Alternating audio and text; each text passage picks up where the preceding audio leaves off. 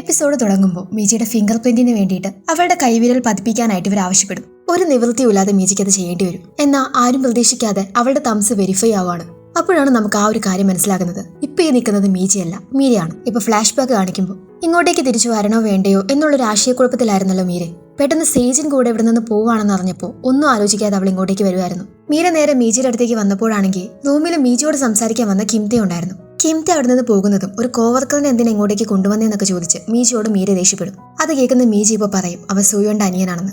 കിംതെ തന്റെ ചേച്ചിയോട് അവര് ചെയ്തതിന് പകരമായിട്ട് അവർക്കെതിരെയുള്ള എവിഡൻസ് ഉണ്ടാക്കാൻ വേണ്ടിയിട്ടാണ് ഓഫീസിലേക്ക് വന്നത്. എന്തായാലും ഇപ്പൊ അവന്റെ കയ്യിൽ എവിഡൻസ് ഉണ്ട്, ഇനി നീയാണൊരു തീരുമാനം എടുക്കേണ്ടതെന്ന് മീജി പറയുമ്പോൾ താൻ അത് ചെയ്യില്ല എന്ന് പറയുവാണ് മീരെ. എന്നാൽ നിന്നോട് അവര് ചെയ്തതിന് പകരമായിട്ട് നീ ആ കമ്പനിയെ റിപ്പോർട്ട് ചെയ്യണം, എല്ലാവരും സത്യങ്ങളൊക്കെ അറിയണമെന്ന് മീജി എത്ര പറഞ്ഞിട്ടും ഇനി ഞാൻ എന്തൊക്കെ ചെയ്താലും ഇതിലും കൂടുതൽ പ്രശ്നങ്ങളല്ലാതൊന്നും വരില്ല. എന്റെ ലൈഫിൽ ഇടപെടാതെ ഇനി തൊട്ട് നീ നിന്റെ കാര്യം നോക്കാൻ നോക്ക്. ഇത് മീജിക്ക് ഒട്ടും ഇഷ്ടാവില്ല. അവൾ അവിടെ നിന്ന് അപ്പ് തന്നെ ഇറങ്ങിപ്പോവും. ഇപ്പൊ ഫ്ലാഷ് ബാക്കിൽ ചെറുതായിട്ട് മീരയ്ക്ക് സംഭവിച്ച കാര്യങ്ങളെ കുറിച്ച് കാണിക്കുന്നുണ്ട്. സുയുൺ കൂടെ കമ്പനി വിട്ടു പോയതിനു ശേഷം എല്ലാവരും മീരയെ ഒറ്റപ്പെടുത്തുമായിരുന്നല്ലോ. അന്നൊരു ആശ്വാസം എന്ന നിലയ്ക്ക് എത്തിയ ആളാണ് ഈ പാർക്ക്. സുയുണിനെയും ട്രെയിൻ ചെയ്തത് ഈ പാർക്കാണ്. പ്രശ്നങ്ങളൊക്കെ നടക്കുന്ന സമയത്ത് താൻ എബ്രോഡ് ആയിരുന്നെന്നും ഇവിടെ ഉണ്ടായിരുന്നെങ്കിൽ ഞാൻ നിന്നെ സപ്പോർട്ട് ചെയ്തേനെ എന്നും പാർക്ക് ഇവളോട് വന്ന് പറയും. മറ്റുള്ളവർ മീരയെ ഒറ്റപ്പെടുത്തുന്നത് പോലും നോക്കാതെ പാർക്ക് ഇവളെ കെയർ ചെയ്യാൻ തുടങ്ങും. ഈവൻ അവളുടെ പെൻഡിങ് വർക്ക് പോലും പുള്ളി ചെയ്തു കൊടുക്കും. പണ്ട് സൂയോൺ അവൾക്ക് എങ്ങനെ ഒരു ഹെൽപ്പായിരുന്നു. അങ്ങനെയൊക്കെ തന്റെ അച്ഛന്റെ മുഖമുള്ള ആളായതുകൊണ്ട് തന്നെ അവക്കും പുള്ളി ഇഷ്ടപ്പെട്ടു തുടങ്ങി. അതായത് ആ ഓഫീസിൽ പുള്ളി അവൾക്കൊരു ആശ്വാസമായിരുന്നു. ഇയാളുടെ മകളുടെ പേരും മീരയാണെന്ന് അറിഞ്ഞ് അവൾക്കൊരു കൗതുകമായിരുന്നു. കെട്ടാകുമ്പോൾ മീജി ഇപ്പൊ നേരെ വരുന്നത് ആ ലേഡിയുടെ അടുത്തേക്കാണ്. ഞാൻ HQ പ്രൊജക്റ്റിൽ നിന്ന് മാറാൻ പോവാ, അതിനു മുന്നേ വന്ന് യാത്ര പറയാൻ ഓർത്തു. ആക്ച്വലി നിങ്ങളത് വിൽക്കണ്ടെന്ന് തീരുമാനിച്ചത് നന്നായി. ഞാനിപ്പോൾ അതിന്റെ ഒരു പാർട്ട് അല്ലാത്തത് കൊണ്ടല്ല പറയുന്നത്. എനിക്കിനി ഇടയ്ക്കിടയ്ക്ക് ഇങ്ങോട്ടേക്ക് വരാൻ പറ്റുമെന്ന് തോന്നുന്നില്ല. അത് വന്ന് കണ്ട് നേരിട്ട് പറയാൻ ഓർത്തു. നിങ്ങൾക്ക് എന്നെ അത്ര വലിയ ഇഷ്ടമൊന്നും അല്ലെങ്കിലും എനിക്ക് നിങ്ങൾ ഇത്തിരി സ്പെഷ്യലാ. എന്നെ ഞാനായിട്ട് അംഗീകരിച്ച ഒരേ ഒരാൾ നിങ്ങളാ. ഇതെല്ലാം കേട്ടോണ്ടിരുന്ന ലേഡി ഇപ്പം മീജയോട് ചോദിക്കും, നിനക്ക് ഈ അഡൾട്ട് ഗാർഡിയൻഷിപ്പിനെ കുറിച്ച് അറിയോ? ഞാൻ ഇത് നിന്നോട് മുന്നേ പറഞ്ഞിട്ടില്ല, പക്ഷേ എനിക്കൊരു മോനുണ്ട്. അവൻ മെന്റലി അത്ര ഓക്കെ അല്ലാത്തതുകൊണ്ട് ഹോസ്പിറ്റലിലാണ് ഉള്ളത്. എനിക്ക് എന്തെങ്കിലും സംഭവിച്ചാലും അവനെ നോക്കാൻ എനിക്കൊരാളെ വേണം. നിനക്കറിയാലോ, എനിക്കങ്ങനെ വേറെ ആരുമില്ല. നിനക്കതിന് ഓക്കെ ആണെങ്കിൽ ഞാൻ പകരം കുറച്ച് പൈസയും തരാം. നീ ഇതിനെക്കുറിച്ച് നന്നായിട്ടൊന്ന് ചിന്തിച്ചു നോക്ക്.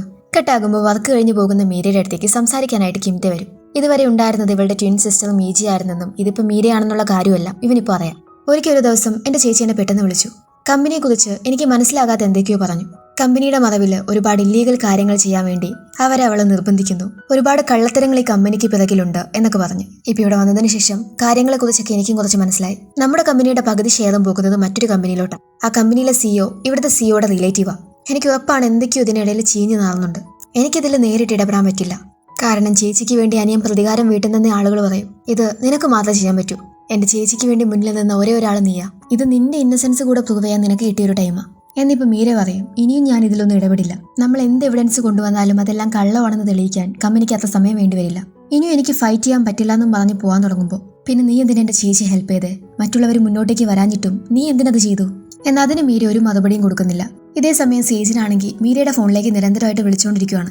ഇങ്ങനെ മീര വന്നിരുന്നെന്നും എന്നാൽ നീ എപ്പോഴോട് പോവാണെന്നുള്ള കാര്യമൊക്കെ അറിഞ്ഞപ്പോൾ അവൾ പെട്ടെന്ന് ഓടിപ്പോയെന്ന കാര്യമൊക്കെ അവിടുത്തെ വർക്കറിന്റെ അടുത്ത് നിന്നും സേജിൻ അറിഞ്ഞിട്ടുണ്ടായിരുന്നു.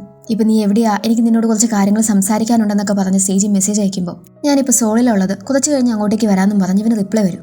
എന്നാൽ റിപ്ലൈ അയച്ചത് മീരയല്ലായിരുന്നു, മീജയായിരുന്നു. കാരണം അവർ ഫോണൊക്കെ ഇപ്പൊ തിരിച്ചു സ്വിച്ച് ചെയ്തല്ലോ. മീജി ഇപ്പോൾ ഹോസുവിന്റെ കൂടെയാണുള്ളത്. ഇനിയിപ്പോൾ ഇവിടെ നിന്നിട്ട് എനിക്കൊരു കാര്യമില്ലല്ലോ, ഞാൻ തിരിച്ചു പോവാണെന്നൊക്കെ മീജി പറയുമ്പോൾ നിനക്കിവിടെ എന്റെ കൂടെ നിന്നൂടെ എന്ന് ഇവൻ ചോദിക്കും. എന്നാൽ അവന്റെ കൂടെ ഇവിടെ നിൽക്കാന്ന് പറയുമ്പോൾ അവൾക്ക് ആകെ ഒരു മടി. അവൾക്ക് വേണ്ട കാര്യങ്ങളെല്ലാം അവൻ അവിടെ അറേഞ്ച് ചെയ്ത് കൊടുക്കും. പതിയെ പതിയെ അവരൊന്നുകൂടെ പരസ്പരം ക്ലോസ് ആവുകയാണ്. പണ്ടത്തെ ആ ചമ്മലൊക്കെ മാറി. കെട്ടാകുമ്പോൾ രാവിലെ മീര വർക്കിന് വരുമ്പോൾ അവിടെ കാര്യമായിട്ട് എന്തോ ഒരു പ്രശ്നം നടക്കുന്നുണ്ട്. സംഭവം കമ്പനി ഫോറത്തിൽ അനോണിമസ് ആയിട്ട് ആരോ ഇവിടുത്തെ ചീഫിനെ കുറിച്ച് പോസ്റ്റ് ചെയ്തിരിക്കുന്നു. മീരയെ കാണുന്നതും ഗ്യോങ്മിൻ അത് നീയാണോ ചെയ്തതെന്ന് ചോദിക്കുവാണ്. ചോയാണെങ്കിൽ ഇത് ആരാ ചെയ്തതെന്ന് അറിയാതെ ആകെ വട്ടുപിടിച്ച് നടക്കുവാണ്. എന്തെങ്കിലും പ്രശ്നങ്ങൾ ഉണ്ടാകുന്നതിന് മുന്നേ കൺസ്ട്രക്ഷൻ എങ്ങനെയെങ്കിലും സ്റ്റാർട്ട് ചെയ്യണം. എന്തൊക്കെ ചെയ്തിട്ടാണെങ്കിലും നിങ്ങൾ അതിനുവേണ്ടി ആ ലേഡിയെ പറഞ്ഞ് സമ്മതിപ്പിക്കണമെന്നും പറഞ്ഞ് ഇവരിപ്പോൾ ലീയെ വിളിച്ചു പറയും. ചെറിയ തോതിൽ ഒരു ഭീഷണിയുടെ സ്വരത്തിൽ കൂടിയാണ് ഇവർ സംസാരിക്കുന്നത്. ആർക്ക് മനസ്സിലായിട്ടില്ലെങ്കിലും മീരയ്ക്ക് മനസ്സിലായി ഇതിന് പിറകിൽ കിംതയാണെന്ന്. ഇപ്പൊ നീ ചെയ്യുന്നതിന് പോലും എനിക്കാണ് പഴി കേൾക്കേണ്ടി വരുന്നത്. എല്ലാവരും എന്നെ മാത്രം സംശയിക്കൂ എന്ന് പറയാണ് മീര. ഇപ്പൊ ഫ്ലാഷ് ബാക്കിൽ ഒരിക്കൽ മദ്യപിച്ച പാർക്ക് മീരയെ കോൾ ചെയ്യും. ഞാൻ മദ്യപിച്ചതിനിടയിൽ അറിയാതെ വിളിച്ചതാണെന്നും പറഞ്ഞ് ഇവൻ എക്സ്ക്യൂസും പറയും. പാർക്കിനെ വീട്ടിൽ കൊണ്ടാക്കാൻ വേണ്ടി അവൾ കാർ എടുക്കുന്ന സമയത്ത് ഇയാളാണെങ്കിൽ പെട്ടെന്ന് ഇവളോട് മോശമായിട്ട് പെരുമാറുവാണ്. എനിക്കറിയാം നിനക്ക് എന്നെ ഇഷ്ടമാണെന്നും പറഞ്ഞു. എന്നാൽ അവനെ തള്ളി മാറ്റി മീര പുറത്ത് കിടക്കുമ്പോഴാണ് ഇവക്ക് ഇതിലൊന്നും ഇൻട്രസ്റ്റ് ഇല്ല എന്ന കാര്യം പാർക്കിന് മനസ്സിലാവുന്നത്. പണി പാളിയെന്ന് മനസ്സിലാക്കുന്നതും പാർക്ക് പോയി അവളോട് ക്ഷമ ചോദിക്കും. ഇനി ഇങ്ങനെയൊന്നും സംഭവിക്കില്ല, നീ ഇത് പോയി ആരോടും പറയരുതെന്നും പറഞ്ഞു. സഹികെട്ട് ഇങ്ങനെയൊന്നും നടന്നിട്ടില്ല എന്ന് നമുക്ക് കരുതാന്ന് പറയും മീര. പക്ഷെ അവിടെ കൊണ്ടൊന്നും അവസാനിച്ചില്ല. ഓഫീസിൽ വെച്ച് പാർക്ക് ഇവളോട് വല്ലാത്ത രീതിയിൽ പെരുമാറാൻ തുടങ്ങും. അതായത് അവള് ഇവനെ എന്തിനേക്കോ നിർബന്ധിക്കുന്നു എന്ന രീതിയിൽ. അവിടെയുള്ള വർക്കേഴ്സ് ആണെങ്കിൽ മീര ഇവന്റെ പിറകെ നടക്കുന്നു എന്നും പറഞ്ഞ് തെറ്റിദ്ധരിക്കുകയും ചെയ്യും. പ്രശ്നം വഷളായി പാർക്കിന്റെ ഭാര്യ വന്നൊരുക്കി ഇവളെ ഓഫീസിൽ വെച്ച് അടിച്ചിട്ടുമുണ്ട്. കെട്ടാകുമ്പോൾ കമ്പനിയുടെ അടുത്ത് നിന്നുള്ള പ്രശ്നം കാരണം ലീ പിന്നെയും ആ ലേഡിയുടെ അടുത്തേക്ക് വരും. ലേഡി പിന്നെയും തറപ്പിച്ച് പറയും ഇത് വിൽക്കാൻ എനിക്ക് താല്പര്യമില്ലാന്ന്. ഇനി എനിക്കൊരു വഴിയില്ല, ഞാൻ ചിലപ്പോൾ ചില കടന്ന കൈകൾ പ്രയോഗിക്കും. ഈ റെസ്റ്റോറന്റ് ശരിക്കും നിങ്ങൾക്ക് അവകാശം ഉണ്ടോ എന്ന് എനിക്ക് അന്വേഷിക്കേണ്ടി വരും. നിങ്ങളുടെ മെന്റൽ ഹോസ്പിറ്റലിലുള്ള മകനെയും അത് ചിലപ്പോൾ ബാധിക്കും. തന്റെ മകനെ കുറിച്ച് ഇയാൾ എങ്ങനെ അറിഞ്ഞു എന്ന ഷോക്കിലാണ് ലേഡി. ഇത് താ സംസാരിച്ചിട്ടുള്ളതാണെങ്കിൽ മീജിയോട് മാത്രം. ഇത് മീജി തന്നെ ആയിരിക്കും ലിയോട് പറഞ്ഞതെന്ന് ലേഡി തെറ്റിദ്ധരിക്കും. ഇതേ സമയം ഹോസ് ഒരു പുതിയ ഇന്റർവ്യൂവിന് പോകാൻ വേണ്ടി റെഡി ആയിക്കൊണ്ടിരിക്കുകയാണ്. മീജി ആണെങ്കിൽ ലേഡിയുടെ അടുത്ത് പോയി കാര്യങ്ങളെല്ലാം തുറന്നു പറയാനും തീരുമാനിച്ചിരിക്കുകയാണ്. താൻ ആരാണെന്ന് അറിയുമ്പോൾ അവര് തന്നോട് ദേഷ്യപ്പെടുമെന്നുള്ള പേടിയൊക്കെ മീജിക്കുണ്ട്. എന്നാൽ അങ്ങനെയൊന്നും സംഭവിക്കില്ല എന്നും പറഞ്ഞ് ഹോസ് അവളെ സമാധാനിപ്പിക്കും. അങ്ങനെ മീര ചെന്നിപ്പോൾ ലേഡിയോട് പറയും നിങ്ങൾ പറഞ്ഞ ഗാർഡിയൻഷിപ്പിനെ കുറിച്ച് ഞാൻ ചിന്തിച്ചു. എന്നാൽ അതിനു മുന്നേ നിങ്ങളൊരു കാര്യം അറിയണം. എന്റെ പേര് ശരിക്കും മീരയെന്നല്ല, മീജി എന്നാണ്. മീര എന്റെ ട്വിൻ സിസ്റ്ററാണ്. അവൾക്ക് പകരമാണ് ഞാൻ ഇങ്ങോട്ടേക്ക് വന്നത്. എന്നാൽ ഓൾറെഡി ലീയുടെ കാര്യത്തിൽ ദേഷ്യത്തിലിരിക്കുന്ന ലേഡിക്ക് ഇതൂടെ കേൾക്കുമ്പോൾ ഒന്നുകൂടെ ദേഷ്യമാവും. നിന്നെ വിശ്വസിച്ചാണ് ഞാൻ ആ ഒരു കാര്യം നിന്നോട് പറഞ്ഞത്. ഇപ്പൊ എനിക്ക് മനസ്സിലായി ഒരാളെയും വിശ്വസിക്കാൻ പാടില്ലായിരുന്നു എന്ന്. ഇനി ഒരിക്കലും നീ ഇങ്ങോട്ടേക്ക് വന്നു പോരുത്. എനിക്ക് നിന്നെ കാണേ വേണ്ടാന്നും പറഞ്ഞ് അവർ മീജയെ പറഞ്ഞേക്കും. എന്നാൽ തിരിച്ചു വരുന്ന ഇവളാണെങ്കിൽ കാര്യങ്ങളൊന്നും ഹോസുവിനോട് പറയുന്നില്ല. കാരണം ഇന്റർവ്യൂ കഴിഞ്ഞിറങ്ങി ചിലപ്പോൾ ആ ജോലി കിട്ടിയേക്കാമെന്ന സന്തോഷത്തിലായിരുന്നു ഹോസു. ഇതേ സമയം മീരയാണെങ്കിൽ കിംതെ തന്ന എവിഡൻസും കൈ പിടിച്ചിരിക്കുകയാണ്. കമ്പനിക്കെതിരെ റിപ്പോർട്ട് ചെയ്യണോ ഇല്ലയോ എന്നതിനെ കുറിച്ച് അവൾക്ക് ഇപ്പോൾ സംശയമാണ്. ഒരിക്കൽ പാർക്കിന്റെ ഭാര്യ വന്ന് ഇവളുമായിട്ട് പ്രശ്നം ഉണ്ടാക്കിയത് അന്വേഷിക്കാനായിട്ട് ഓഫീസിലേക്ക് ഒരു ടീം വരും. കാര്യങ്ങളെല്ലാം ഇവൾക്കെതിരെയാണ് വരുന്നതെന്ന് അറിഞ്ഞാണ് ഇവിടെ വിക്ടിം താനാണെന്നും പറഞ്ഞ് സെക്ഷൽ അബ്യൂസിന് ഇവളൊരു കേസ് കൊടുത്തത്. എങ്കിൽ പോലും എല്ലാവരും ഇവൾക്ക് എതിരായിരുന്നു. ഈവൻ ആ കേസ് അന്വേഷിക്കാൻ വന്നവർ പോലും. പെട്ടെന്നൊരു നിമിഷം ഹോസുവിനെയും കൂടെ ആ ഒരു ടീമിൽ കണ്ടതോടെയാണ് ഒരു കേസും വേണ്ടാന്ന് അവൾ തീരുമാനിച്ചത്. ഇവിടെ മീജിക്കാണെങ്കിൽ കിടന്നിട്ട് ഒരു ഉറക്കവും വരുന്നില്ല. അവൾ അവളുടെ എക്സ്റ്റൻഷനൊക്കെ എടുത്ത് മാറ്റി പഴയതുപോലെ മീജിയാവും. എന്നിട്ട് വന്ന് ഹോസുവിനോട് പറയും എനിക്ക് നാട്ടിലോട്ട് തിരിച്ചു പോകണം. ഇവിടെ ഇനിയും നിൽക്കേണ്ട ഒരു കാരണവും എനിക്കില്ല. തന്നോട് ആ ലേഡി പെരുമാറിയ കാര്യവും അവൾ ഹോസുവിനോട് പറയും. ചിലപ്പോൾ അവർ കാര്യങ്ങളൊക്കെ കേട്ട് ഷോക്ക് ആയതുകൊണ്ടായിരിക്കും. നിനക്കിനി തിരിച്ചു പോകണമെന്നുണ്ടെങ്കിൽ ഞാൻ രാവിലെ തന്നെ കൊണ്ടാക്കാമെന്നും പറഞ്ഞ് അവൻ അവളെ സമാധാനിപ്പിക്കും. അങ്ങനെ മീജി പഴയതുപോലെ രാവിലെ തന്നെ വില്ലേജിലേക്ക് എല്ലും. ചെന്ന് പഴയതുപോലെ മിസസ് കിമിനോട് സംസാരിക്കും. മിസസ് കിം ഇങ്ങനെ ഒന്നും മിണ്ടാതിരിക്കുവാണ്. പെട്ടെന്ന് ഇവളെ കാണുമ്പോൾ ഇവർക്ക് എന്തോ ഒരു അപാകത തോന്നുന്നു. ഇതുവരെ ഇവിടെ ഉണ്ടായിരുന്ന മീജിന്ന് ഇവർക്ക് എന്തോ ഒരു ഡിഫറൻസ് പോലെ. മീജി അവിടെ നിന്ന് നേരെ ചെല്ലുന്നത് സേജിന്റെ അടുത്തേക്കാണ്. എന്നാൽ മീജി കാണുമ്പോഴേ സേജിന് ആളെ മനസ്സിലാകും. അതുപോലെ മീര സോളിലോട്ട് മടങ്ങിപ്പോയെന്ന കാര്യം. അതായത് സത്യങ്ങളെല്ലാം അവനും അറിയാം.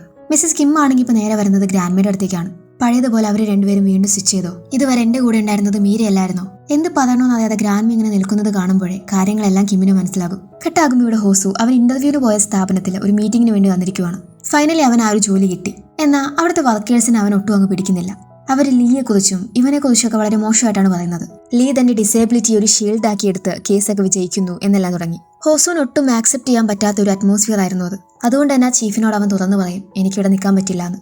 എന്നാൽ ചീഫ് ഒരു മാന്യനാണ്. പുള്ളി ഹോസുവിനോട് പറയും നിനക്ക് എപ്പോൾ തിരിച്ചു വരണമെങ്കിലും വരാന്ന്. കെട്ടാകുമ്പോൾ തിരിച്ചു വരുന്ന മീജിയെ സംസാരിക്കാൻ വേണ്ടി വിളിക്കുവാണിക്കും. എനിക്കെല്ലാം മനസ്സിലായി നിങ്ങൾ തമ്മിൽ സ്വിച്ച് ചെയ്ത കാര്യം. എന്തിനാ അങ്ങനെ ചെയ്തേ? മീരയ്ക്ക് എന്തെങ്കിലും പ്രശ്നമുണ്ടോ? അവൾ അങ്ങനെ നിന്റെ കളിക്ക് നിൽക്കുന്ന ആളൊന്നുമില്ലല്ലോ. എന്നോട് സത്യം പറ, എന്ത് സംഭവിച്ചേ? ഒന്നും സംഭവിച്ചിട്ടില്ല, എല്ലാം കഴിഞ്ഞില്ലേ? അമ്മയ്ക്ക് അതിന് ഞങ്ങളെ രണ്ടുപേരും തിരിച്ചറിയാൻ പോലും പറ്റില്ല. എന്നിട്ടാ നിങ്ങളെ തിരിച്ചറിയാൻ കഴിയുന്നില്ലെന്ന് കരുതി ഇങ്ങനെയാണ് നിങ്ങൾ എന്നോട് പെരുമാറേണ്ടേ? നിങ്ങൾ എന്നെ അമ്മയായിട്ടെങ്കിലും കരുതിയിട്ടുണ്ടോ എന്ന് ഇത് കേൾക്കുന്ന മീ ചോദിക്കും. അമ്മ എപ്പോഴെങ്കിലും അതിനെ എന്നെ മോളായിട്ട് കണ്ടിട്ടുണ്ടോ? അമ്മയുടെ കണ്ണിൽ എപ്പോഴും മീര മാത്രമല്ലേ ഉണ്ടായിരുന്നുള്ളൂ. മീരയാണെന്ന് കരുതിയെന്ന് ഹോസ്പിറ്റലിൽ വെച്ച് എന്നോട് സ്നേഹത്തിൽ പെരുമാറിയിരുന്നല്ലോ. എന്തത് ഞാനാണെന്ന് അറിഞ്ഞതിൽ നിരാശയിലാണോ? മുത്തശ്ശി അമ്മയെ നന്നായിട്ട് നോക്കിയിട്ടില്ല എന്ന് പറയുന്നുണ്ടല്ലോ. അന്ന് അമ്മയ്ക്കുണ്ടായിരുന്ന അതേ മനസ്സ് തന്നെയല്ലേ എനിക്കും. ശരി പറ, പിന്നെ ഞാൻ എങ്ങനെയാ നിന്നോട് പെരുമാറേണ്ടേ?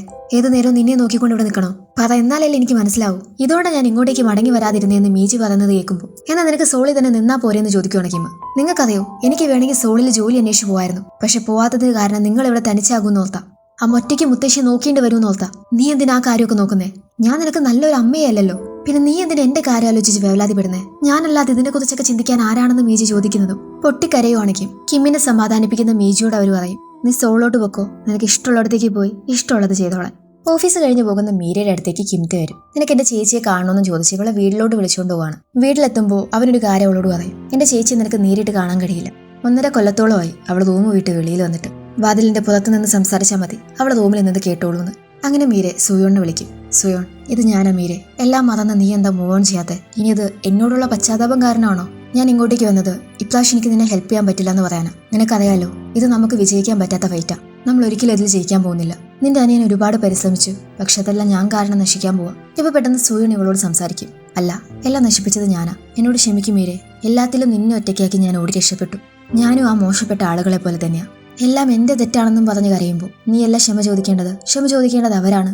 ഇതിൽ നിന്റെ ഒരു തെറ്റും ഇല്ലാന്ന് പറഞ്ഞ് കരയുവാണ് മീരയെ. അവിടെ നിന്നും വീട്ടിലോട്ട് പോകുന്നത് വഴി ഇവളുടെ അടുത്തേക്ക് പാർക്ക് വരും. അവളുടെ അടുത്ത് വന്ന് നീ നമ്മുടെ വേറെ ബ്രാഞ്ചിലോട്ട് മാറണമെന്നും അല്ലെങ്കിൽ കമ്പനി നിനക്കെതിരെ ലീഗൽ ആക്ഷൻ എടുക്കാൻ സാധ്യതയുണ്ടെന്നും പറയും. ഇതെല്ലാം തന്നെ പാർക്ക് അറിയാതെ ഇവള് റെക്കോർഡ് ചെയ്യുന്നുണ്ട്. മീര ഇപ്പൊ മനഃപൂർവ്വം തന്നെ പഴയ കാര്യങ്ങൾ എടുത്തിടും. അതെല്ലാം ഇവന്റെ വായിൽ നിന്ന് കേൾക്കാൻ. അന്ന് താൻ എന്നെ ഹറാസ് ചെയ്യാൻ നോക്കിയപ്പോ താൻ കരഞ്ഞു പറഞ്ഞിട്ട് ഞാൻ അത് ആരോടും പറയാതിരുന്നേ. അതേ സെയിം ട്രിക്കിൽ ഞാൻ ഇനിയും വീടില്ല. ഇപ്പൊ പാർക്കിന് പെട്ടെന്ന് എന്തോ ഒരു സംശയം തോന്നുവാണ്. ഫോൺ പിടിച്ചു വാങ്ങി നോക്കുമ്പോ റെക്കോർഡിംഗ് അവൻ കാണും. നീ എന്നെ പൊട്ടനാക്കാൻ നോക്കുവാണോടിയെന്നും ചോദിച്ച് പാർക്ക് അവളുടെ കയ്യിൽ നിന്ന് ഫോൺ പിടിച്ചു വാങ്ങാൻ നോക്കുന്ന സമയത്താണ് ഇതെല്ലാം കണ്ടുകൊണ്ട് അങ്ങോട്ടേക്ക് മീജി വരുന്നത്. ഇത് കണ്ട് കൺട്രോൾ വന്ന മീജി പാർക്കിനെ ചവിട്ടി നിലത്തിട്ട് ഉള്ള ദേഷ്യം മൊത്തം അവന്റെ മേലെ തീർക്കുവാണ്. പിടിച്ചു മാറ്റാനായിട്ട് മീരയും പോകുന്നില്ല. അവന് രണ്ടെണ്ണം കിട്ടുവാണെങ്കിൽ കിട്ടിക്കോട്ടെ എന്ന് തന്നെയാണ് അവക്കും. പക്ഷെ കാര്യങ്ങൾ ഇപ്പൊ നേരെ പോലീസ് സ്റ്റേഷനിലേക്ക് എത്തും. ഇവരിറക്കിക്കൊണ്ടുപോകാനായിട്ട് വരുന്ന ഹോസു ഇത് മീരയ്ക്കെതിരെയുള്ള ഹറാസ്മെന്റ് ആണ്. അത് തടയാൻ വേണ്ടിയാണ് മീജി ഇത് ചെയ്തതെന്ന രീതി പറയും. നേരത്തെയും പുള്ളിക്കെതിരെ ഒരു കേസ് മീര കൊടുത്തിട്ടുണ്ടായിരുന്നു. അതുകൂടെ കണക്കിലെടുത്ത് ഇവരെ വെറുതെ വിടണമെന്ന് ഹോസു പോലീസിനോട് പറയും. എന്നാൽ അത് വെറും ഒരു തെറ്റായ ആരോപണമാണെന്നും പറഞ്ഞിരിക്കുവാണ് പാർക്ക്. അവർക്ക് ആ കേസ് മുന്നോട്ട് കൊണ്ടുപോകാൻ പോലും പറ്റാതെ പകുതിക്ക് വെച്ചിട്ടുകൊണ്ടുപോയി. എന്നിത് കേൾക്കുന്ന മീര ഇപ്പോൾ പറയും, ഞാൻ ആ കേസുമായിട്ട് മുന്നോട്ട് പോകാൻ തീരുമാനിച്ചു. ഞാൻ പാർക്കിനെതിരെ വീണ്ടും സെക്ഷൽ ഹറാസ്മെന്റിന്റെ കേസ് കൊടുക്കുവാണ്. അങ്ങനെ മീരെ വീണ്ടും അവളുടെ ധൈര്യം പുറത്തേക്ക് എടുത്തു. ഇവിടെ മീരയെ വല്ലാണ്ട് മിസ് ചെയ്യുന്ന സേജനാണെങ്കിൽ സോളിലോട്ട് പോകാൻ തീരുമാനിച്ച് വണ്ടി എടുത്ത് പോകുന്നത് കാണാം. ലീ ആണെങ്കിൽ ആ ലേഡിക്കെതിരെയുള്ള ഒരു ആർട്ടിക്കിൾ റിലീസ് ചെയ്യാൻ പോവാണ്. എന്ത് ചെയ്താലും അവരത് വിളിക്കില്ലെന്ന് ലീക്ക് അറിയാം. തന്റെ ഫ്രണ്ടിന്റെ ലൈഫ് മോഷ്ടിച്ച സ്ത്രീ എന്ന പേരിലാണ് ആർട്ടിക്കിൾ. എന്തായിരിക്കും ആരും അറിയാത്ത ലേഡിയുടെ ആ വലിയ രഹസ്യം? മീരയ്ക്ക് ഇപ്രാവശ്യം കേസിൽ വിജയിക്കാൻ പറ്റുമോ? സേജൻ അവളെ കണ്ടുപിടിക്കാൻ പറ്റുമോ എന്നെല്ലാം നമുക്ക് വരുന്ന എപ്പിസോഡിൽ കാണാം.